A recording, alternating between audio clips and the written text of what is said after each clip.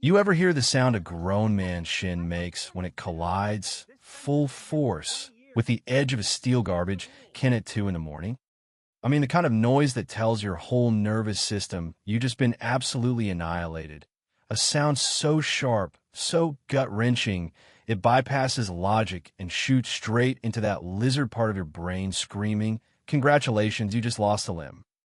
That was me, Tuesday at 2:14 a.m., lying flat on my own driveway, clutching my leg, rolling around like a rotisserie chicken at the county fair, gasping, trying to remember how breathing even works.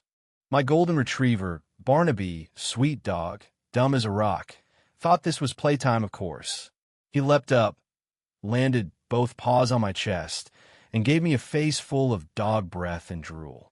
I shoved him off, groaning, finally sitting up and realizing the world around me was just gone. No light. None. I put my hand 6 inches from my face. Nothing. I looked toward the street, expecting some kind of sidewalk outline. Still nothing. It was like floating in the world's filthiest sensory deprivation tank, except the whole place reeked of garbage juice and damp dog fur. This wasn't some little blackout. I twisted around. My own porch light was glowing weakly behind me, but the rest of the neighborhood? Black hole. Void. It was like a horror movie right before the monster leaps out.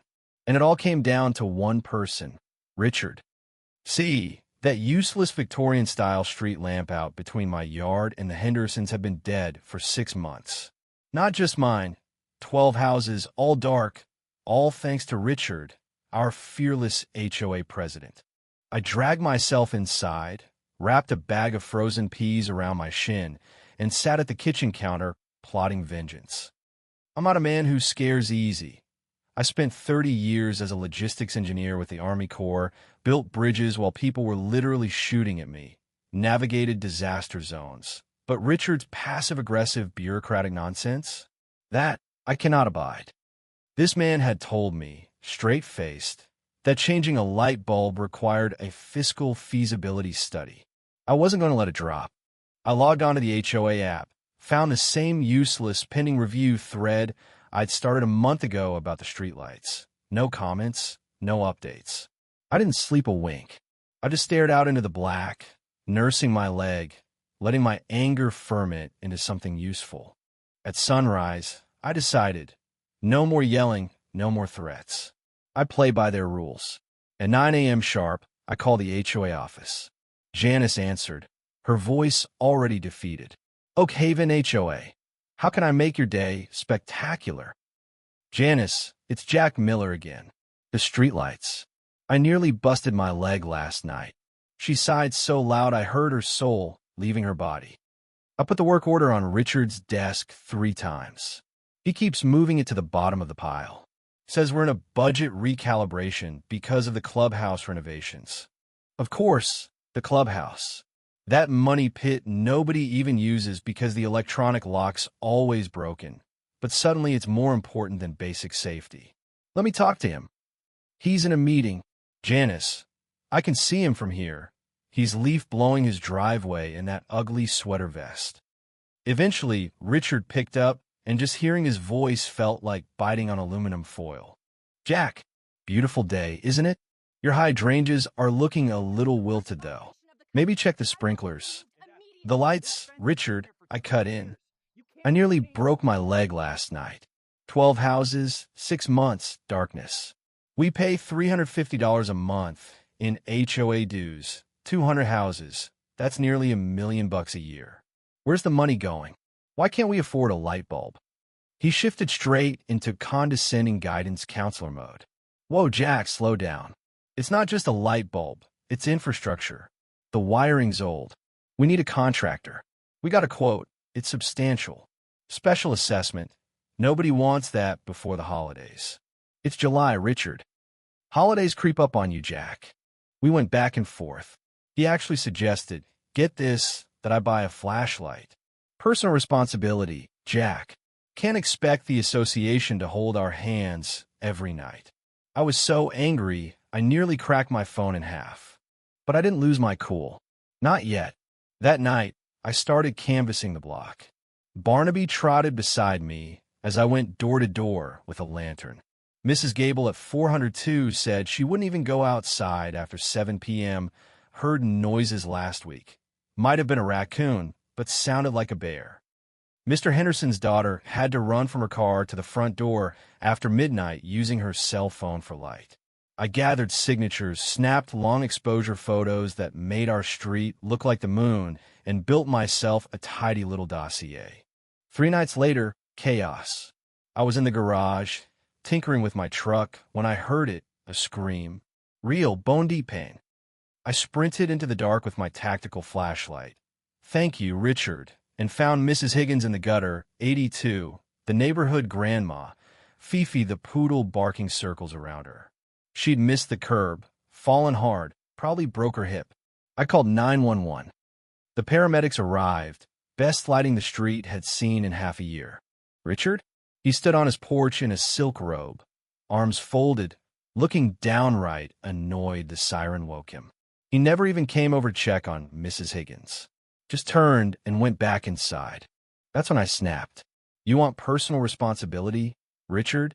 Fine. You're about to get a crash course. I stayed up all night reading the HOA covenants, those endless, tiny font documents. Section 4.2. No permanent exterior lighting above 2,000 lumens without board approval. Section 8.1. The association encourages the display of historically significant artifacts and educational displays. And suddenly I had it. There's this military surplus yard out west, run by a guy named Sarge, a place that looks like where Mad Max would shop.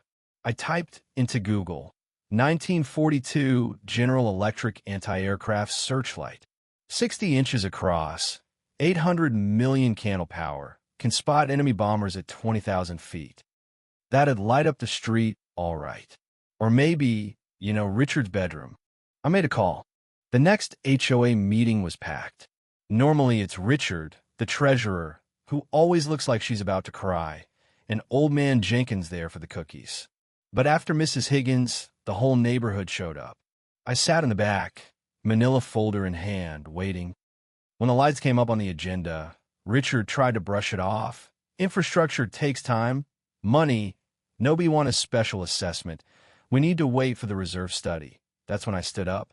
I walked to the front, boots echoing on that expensive Italian tile. Jack, Richard grinned. Did you bring your flashlight? Actually, I did. But I brought a solution too. I laid out my plan. Rent 3 industrial floodlights for $2,000 a month, paid for by delaying new pool furniture. The crowd liked it. Richard didn't. You shut it down. Noise, fumes, image to maintain, blah, blah. If you want lighting, do it yourself. Just make sure it's compliant. That's all I needed. The next morning, I drove out to Sarge's scrapyard. Place looked like a hardware store exploded. Sarge, a short barrel of a man with a cigar, greeted me like an old war buddy. You the guy looking for the searchlight? That's not a light bulb. Son, that's a portable sun. He explained the carbon arc lamp. Burns at 9,000 degrees, 800 million candle power. The International Space Station will wonder if the sun's rising in Pennsylvania. I bought on the spot, plus the generator, size of a car, loud as a tank battle. Towed the whole thing home with Sarge's help and a concrete pad, poured by my buddy Mike. Local contractor, few words, strong arms. Richard, of course, wandered by with his clipboard. Jack, what's all this? Did you submit an architectural review form? Section 5.3 allows hardscaping under 150 square feet, I replied. It's for a historical display. He walked away fuming, but couldn't do a thing. Once the pad's set, my electrician, Sparky, who once blew off his own eyebrows, came to rig up the cables. We got it grounded, everything legal as Sunday school. The deputy even came by. Richard called the cops, naturally. Jack, what is that, a cannon? Historical artifact, deputy, just prepping for Veterans Day. He nodded and told me to keep the noise down after 11. Finally, the sun set, and Operation Daylight Savings commenced. I cranked up that generator, loud enough to rattle windows. The carbon rod sparked, and with a hiss like a nest of snakes, a solid column of white-hot light shot across my yard, straight onto Richard's second-floor window. The whole neighborhood glowed. Kids came out. Neighbors laughed. Mrs. Gable cheered. It was a block party. Richard? He came running out in his robe and boxers, clutching a pillow over his head, shrieking about being blinded, the heat, assault with a deadly lamp. Cops rolled up, 3 cruisers. Officer Miller, bless him, couldn't stop grinning. Jack, that's excessive. Is it illegal? I asked, binder in hand, ready with all the rules. Noise was under the ordinance. Light wasn't a permanent fixture, and it was a protected historical display. Can you dim it? Nope. It's either off or wrath of God, but I'll aim it at the chimney. Richard threatened lawsuits, called me a maniac, but Miller just told me to shut it down by 11 p.m. sharp. You have my word, officer. For 3 nights, I lit up the block. Richard tried parking his SUV in the driveway to block the beam. The light bounced off his windshield, turned his dining room into a disco inferno. Neighbors brought me casseroles. Kids made shadow puppets. Sparky filmed the whole thing. By night 3, Richard cracked. He called. Jack, please. I can't sleep. My wife left. The cat's traumatized. The siding is warping. What do you want? Fix the streetlights. It'll cost triple after hours. Use the pool money.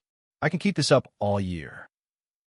2 hours later, utility trucks rolled in. Workers fixed the blown fuse and 3 bad sensors. And flicker, hum. Every single streetlight came back to life.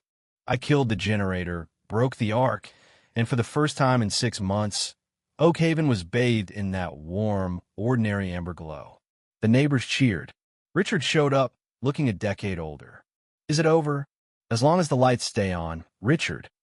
A week later, Richard resigned to pursue other interests. His wife probably threatened to leave if he didn't. I never ran for president. I don't want power, just my streetlights. The searchlight's still out back, covered, surrounded by roses, the neighborhood's silent nuclear option. Every so often, when the HOA starts sniffing around about banning pickup trucks or measuring grass by the inch, I go out, pull off the tarp, and clean the lens. Miraculously, every issue just disappears. That's what I learned. After all this, sometimes the only way to fight the darkness is to bring your own sun. Some folks will cling to their little kingdoms, hoard power, make you jump through hoops for the simplest things. But if you know the rules and you're willing to stand your ground, the universe has a funny way of lighting up for you.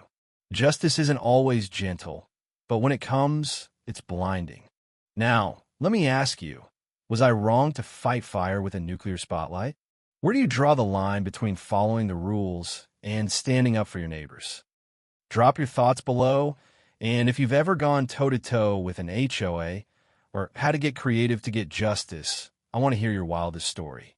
Let's see whose sun shines brightest.